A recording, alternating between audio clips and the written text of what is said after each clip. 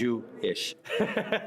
Throughout his campaign, Republican Congressman-elect George Santos would refer to himself as half Jewish or a Latino Jew, often telling his grandparents' story, how he says they survived the Holocaust as Ukrainian Jewish refugees and converted to Catholicism. Bro, this guy hit the libtard bingo, dude. Like, that's crazy. Changing their surname to survive. Here's how Santos explained it just last month in an interview with the Jewish News Syndicate.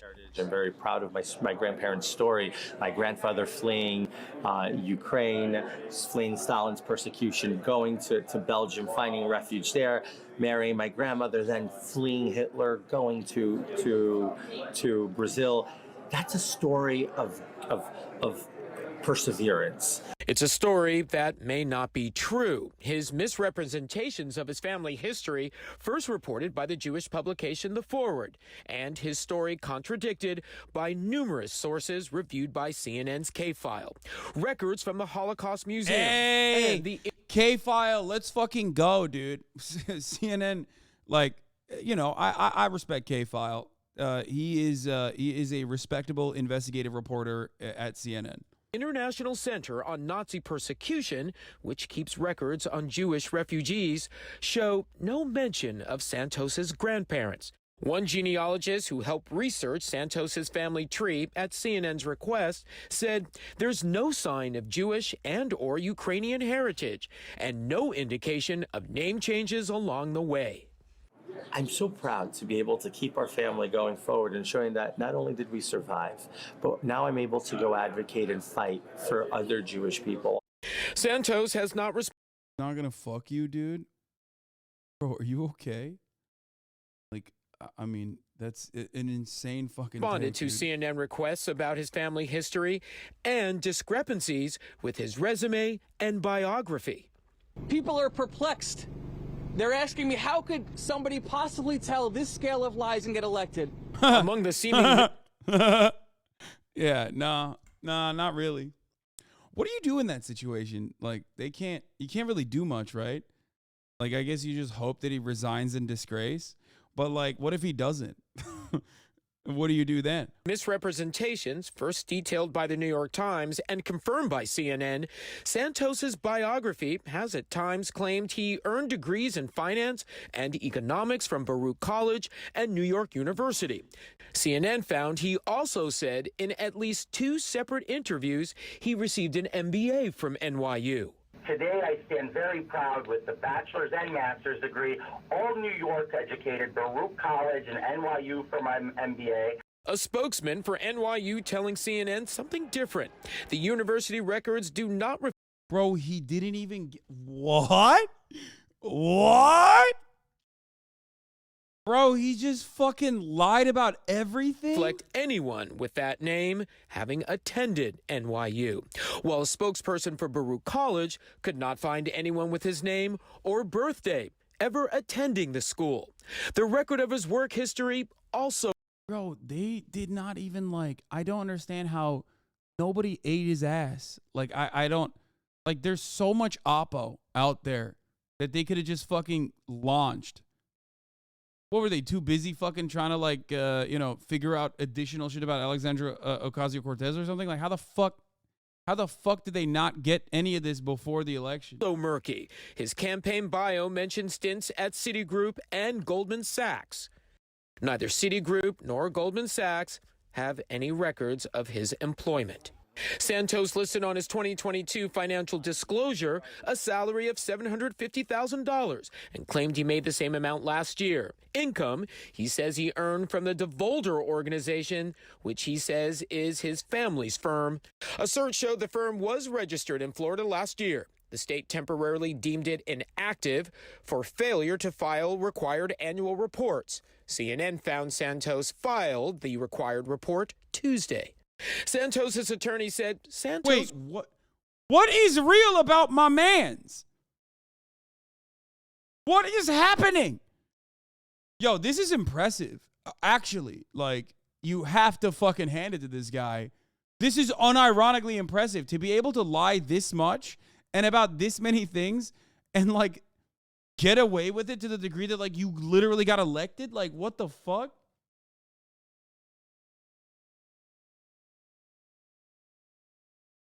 I mean, I respect it. represents the kind of program He took lying on your resume to a fucking new level, dude. That's crazy. I mean, that's impressive. He ran for Congress twice. The Dems literally missed all of this twice. Yeah, what the fuck? That's awesome. that the left is so threatened by: a gay Latino immigrant and Republican who won a Biden district in overwhelming fashion. The Nassau County Republican Committee chair called the issues being raised serious, adding, "Every person deserves an opportunity to clear his or her name in the face of accusations, and I look forward to the congressman-elect's response." Wait, the New York Dems did have oppo on him and didn't do shit? No fucking way. The Times investigation discovered countless holes in the representative-elect's background and employment history, series of misrepresentations. On his campaign website, Santos describes him as a first-generation Brazilian-American who graduated from Baruch College with a bachelor's degree. But officials from the CUNY Institution were unable to find a record of any individual with his name graduating the year he cites. Past versions of his campaign biography referenced employment at Citigroup and Goldman Sachs, but when asked by the Times spokespeople, they couldn't find any record for having worked for them. Santos also claimed to be a landlord who owns 13 properties, but he didn't list any New York properties on his disclosure form. He's faced 2 eviction lawsuits himself. Oh my God. And the Times noted that he was sued. Bro, I feel like he just took everything that life is thrown at him and just flipped it. Like, oh, I've been evicted twice. I actually own properties. He's like, I've been divorced by a woman. I'm actually gay. Fucking at the top of the hour, I was served a 3-minute ad break. Well, I actually am a subscriber. You know what I mean? Like, because at the top of the hour, there is a 3-minute ad break. And if you no longer want to see those ads, all you need to do is subscribe, which you can do for $5. That's like the exact opposite. You know what I mean? Like polar opposites. You have on the one hand, the unsubscribed, the plebs that get served the 3-minute ad break. On the other hand, you have those who are subscribed for $5 or for free with the Twitch Prime that will not see the top of the hour 3-minute ad break. You also have the people who get gifted a sub by Immy T. Hay. Thank you for the 5 tier 1 gifted subs, allowing 5 people to no longer see the ads. You know that was a good fucking segue. Suck me. Here's the 3-minute ad break now. Angelica KN, thank you for the 5 tier 1 gifted subs as well. I'm convinced this is the only reason you stream the politics of grift. Yeah. Say Kings, thank you for the 5 gifted subs as well.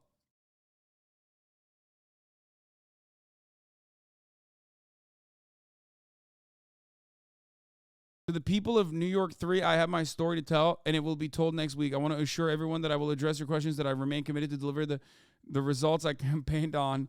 Public safety, inflation, education, and more. Happy holidays to all. Bro, I love this guy. This is my favorite guy now. What are you wearing, man? This is going too far. Oh, fuck. I forgot to post the fit. I forgot to post the fit, dude. Hold on. Fit pic on my Instagram.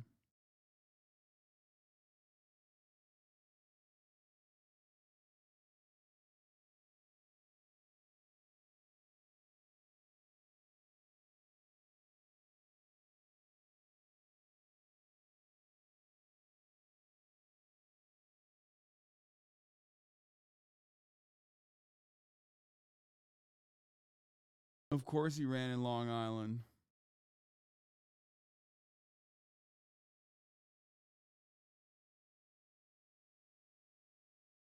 God of Fist, thank you for the 5 gifted subs. Oh, there's always a Glenn Greenwald for this. Meet George Santos, the first ever Brazilian American and first ever openly gay Republican elected to Congress in U.S. history. The son of working class immigrant parents who left Brazil for the U.S., Congressman-elect Santos was born and raised in Jackson Heights, Queens.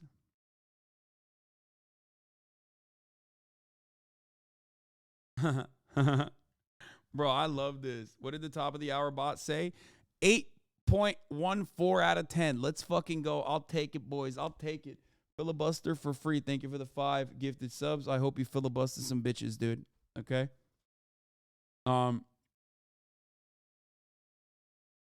This is so fire. This is so sick. Okay. Wait. No, there's a Pulse Nightclub reference here. Don't do that. Judges ruled against Santos in both instances. A WNYC interview, Santos even claimed that 4 employees of a company he worked at the time, which he did not name, had died in the Pulse nightclub shooting in Florida in 2016. Bro, this dude is fucking crazy, dude. He is like, I mean, it's too powerful, dude.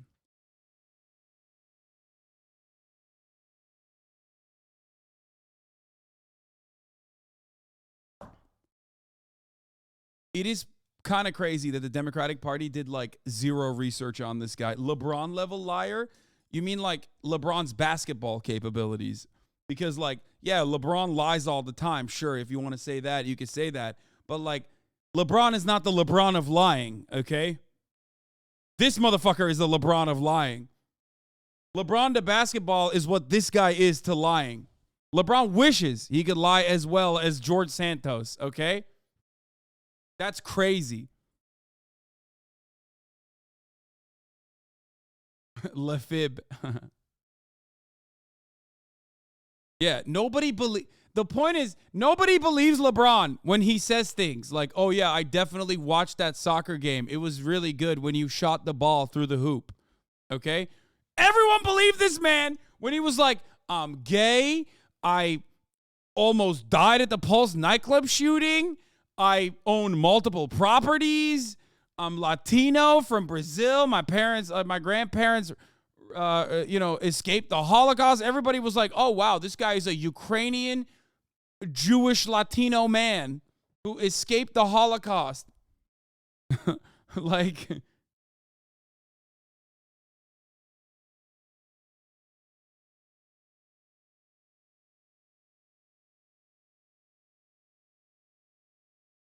New York Times knew about this story and didn't release it. When people got mad, journals on Twitter called them entitled and said they should buy more newspapers. Wait, what? No, New York Times held on this? No shot. I mean, this is like the most stacked fucking deck of lies I've ever seen, dude. The Democratic Congressional Campaign Committee acknowledged some of the concerns about Santos in an August press release, noting that he had failed to file financial disclosures for 2021 and 2022. The North Shore leader reported that Santos eventually filed a disclosure in September. Santos failed to disclose any assets or money in his bank accounts in his 2020 PFD, yet loaned his campaign more than $80,000 and continued to self-fund, including a self-loan of $500,000. Where is he getting the money from? It's got to be COVID fraud, right? Like, it has to be. I have questions. The opposing campaign didn't have a budget for oppo. The media apparatus in New York just believed whatever he said. The NRCC didn't run a search. This man was literally evicted twice and nobody knew what the hell is going on. I agree. This is a fucking insane story. This is an actually insane story. Who the fuck was backing this guy? That's what I want to know.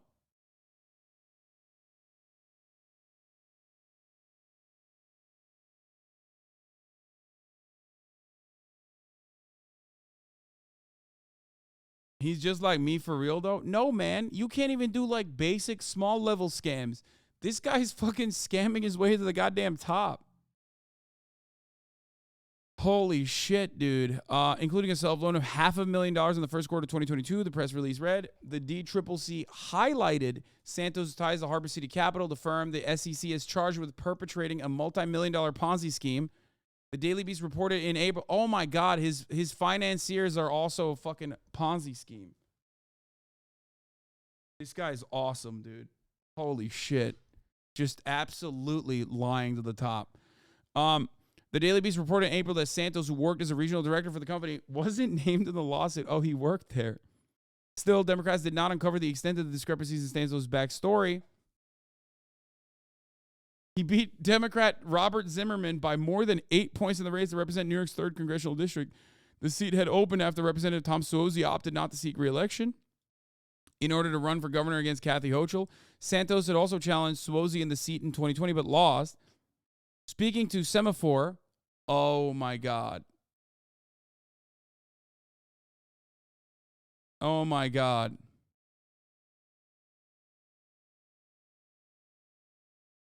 Wait, this is a... Oh, no. Semaphore is... Is Semaphore the one that Dave Weigel works for? Or is this the... Is semaphore Sean McElwee's like... Wait, does Dave Weigel work for Sean McElwee's operation? McKelvey?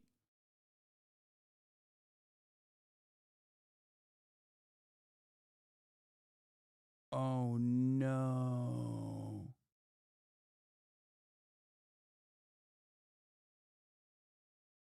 Wait. I know semaphore is Dave Weigel works at semaphore, but the semaphore also... Wait, I just realized something huge here. No way that, like, McElwee was, like, funding this, is he?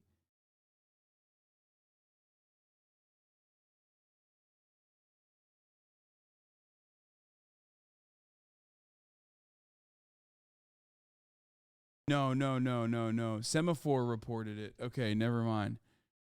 Okay, no. Is Semaphore SBF funded? No shot. Please don't say that. Oh no. I was wondering how they are able to fucking like pump out good articles and shit with like actually respected journalists without any kind of like advertising behind it. Do you just commentate or do you investigate? I just fuck moms, brother, and I serve top of the hour ad breaks. You know what I mean? That's my thing.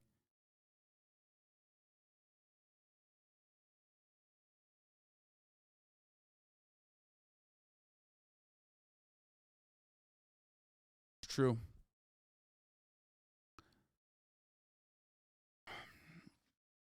Michael Barbaro, to everyone asking why reporters didn't dig up the George Santos story before the election, fair question. Ask yourself when you last paid for your local newspaper like Newsday on Long Island, which covers it day in and out.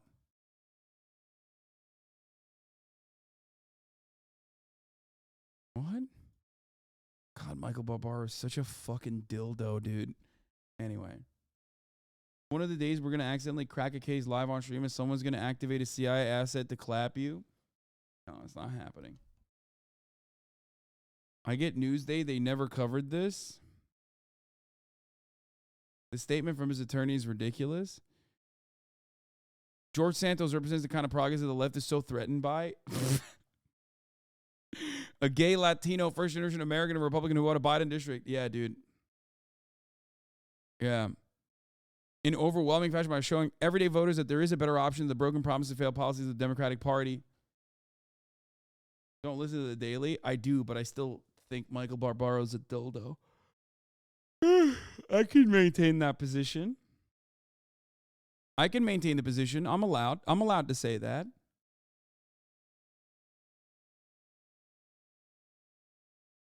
Anyway, speaking of semaphore, Zimmerman claimed to be unsurprised by the Times report. We always knew Santos was running a scam against the voters in our congressional district. And we raised money. We raised many of the issues and questions. No, you didn't. No, you didn't. No, you didn't. No, you fucking didn't. No, you did not. This would be huge news, bro. Come on. None of the fact that no, there's a reason why everyone is like, holy shit, nobody found this out in their news coverage. Like the most that they fucking found was like he didn't disclose his filings. Like that's it. God, I hate the Democratic Party so fucking much, dude.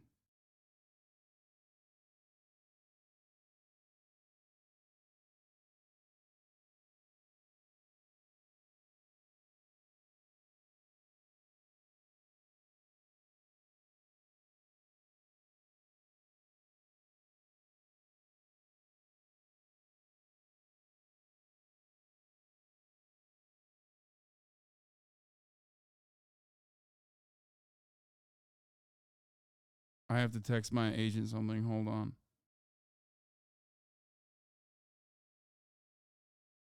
Can you tell me how your ideal society would look like? No. You didn't run the ad break? Yes, I did. You're wrong. I did run the top of the hour ad break 12 minutes ago, actually. Another Twitter space incoming with Elon. completely Oh. agree. So, I mean, yeah, I don't think it's a significant factor. But the thing I just, like the thing that I think most people are just not realizing is just how I sound like a broken record on this, but how big of an impact a Fed rate level is of this This is on the order of live. 5% Elon is live right is now. if we are in a deflationary environment, which I think we are in. In autos, we It means are in a that deflationary environment. 100% agree with you. objectively we are. And Yeah. in 2021, we sold, What? What just happened? your mic cut out there, I think. Yeah, he cut out Oh, for you- me as well. Elon, one comment I wanted to ask you on Twitter, Elon, specifically. The other day you tweeted about, if you were to step down as CEO, you'd stay on as head of software and servers. And from my perspective, I've been a Tesla investor since 2015, Elon, and my view of you at Tesla is that a lot of your excellence comes from your vision and your ability to delegate talent.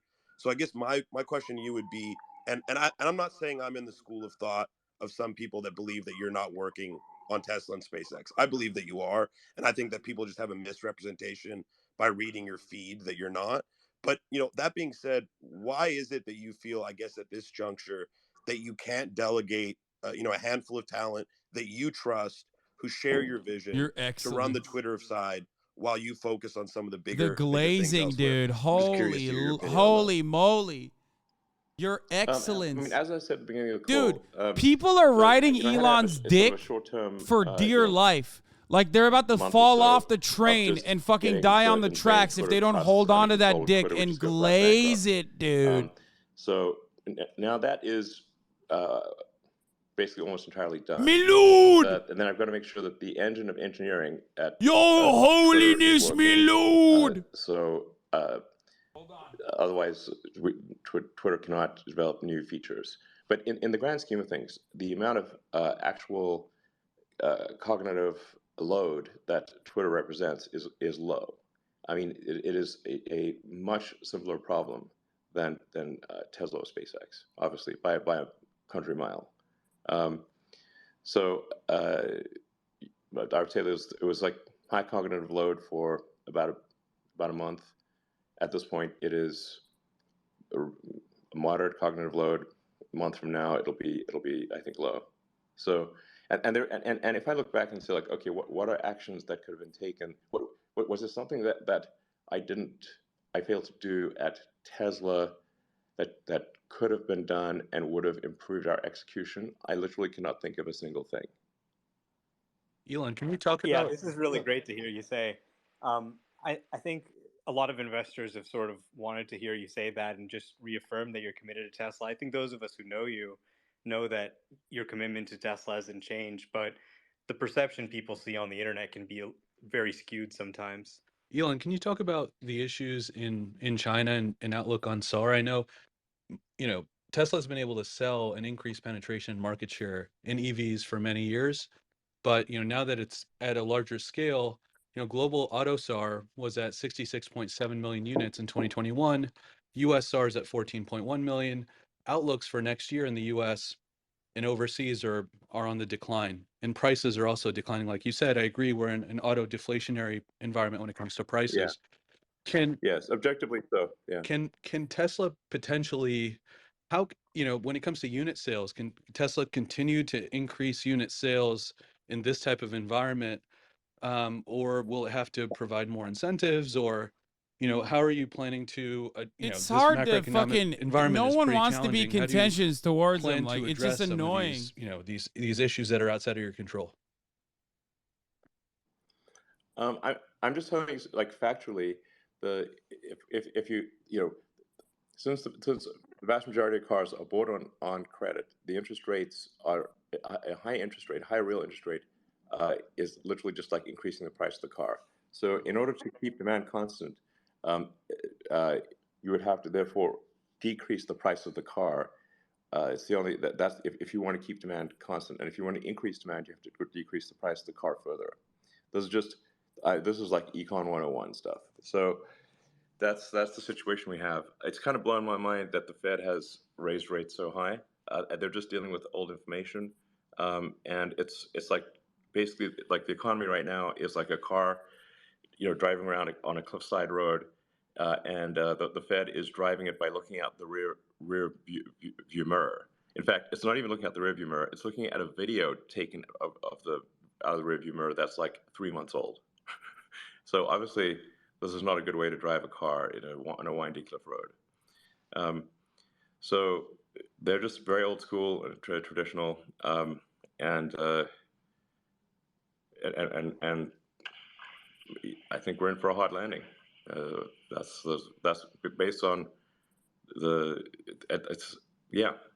Like I said, you have to think like like for argument's sake, like. No one is even like if you have a risk-free rate, duping him with like a hard question, that and he's still flubbing. Higher than how about the you return on landing the this S&P, fucking take, dude? Which obviously has fluctuations. Why would anyone have stock? I mean, we're buying bonds. We're buying preferreds. We're, at 11, 12% yields. You can buy the T-Flow. Everyone on here, there's ETFs. They're floating rate instruments. You can easily earn, high single digits, double-digit return in very low-risk securities today. So I 100% agree with you. Why would you buy residual interest equity securities in risky companies? I 100% agree with your thought process. In an environment like this, now we don't expect rates to stay here forever, but it's a good question everyone should ask themselves. Yeah, I mean the exactly, and so like probably what's going to happen, it sounds like based on the Fed signaling, is they'll increase rates by another 50 basis points next month, and then my guess is they'll again, I felt like I have a hotline to Jerome Powell. If somebody knows Jerome Powell, please tell him to stop raising interest rates. This was insane. I feel like you could get him on the phone if you really wanted to. I think so. At this point. Is he allowed to talk to me? Sure. Well, he doesn't have a Twitter account. I'm pretty sure he's allowed to talk to you. Talk to business leaders, totally. Let's get this set up. Let's do it on Twitter Spaces. That would be a conversation. That'd be sick. Elon versus the Fed on That'd be Twitter. Twitter's sick. valuation Yeah. would pop on that too, right? You That'd get be a sick, whole dude. new batch of listeners. Well, it's the whole market, Yeah, we should get the Fed on and say, hey, let's get back to quantitative easing. Actually, is the double whammy effect of, if you're looking at it, because my Tesla stock's not doing great. Rates will reduce the profitability of any company selling something that is dependent on the price of debt, because cars are bought with leases and loans.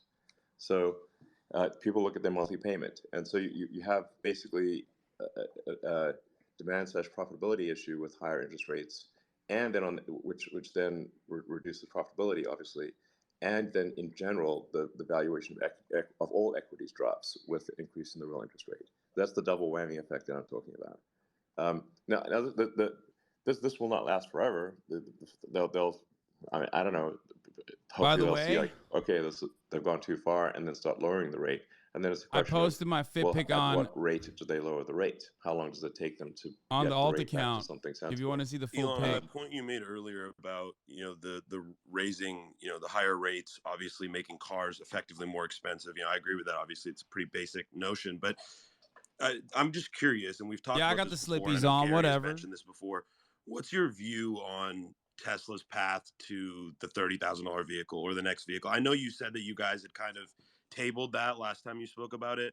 Have you guys brought that back up? Is it something you're considering again now, especially in this environment? I'm just curious.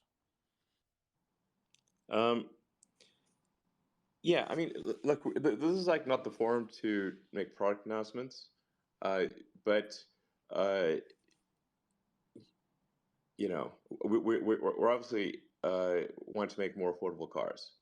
So, and the Tesla product pipeline is awesome. I think Tesla's got the most exciting product roadmap of any company on earth by far. So that's and the proof will be in the pudding. So, hey, Elon, can I ask? I'm just connecting some of the previous points together. I'm a 10-year owner of Tesla and 10-year investor as well.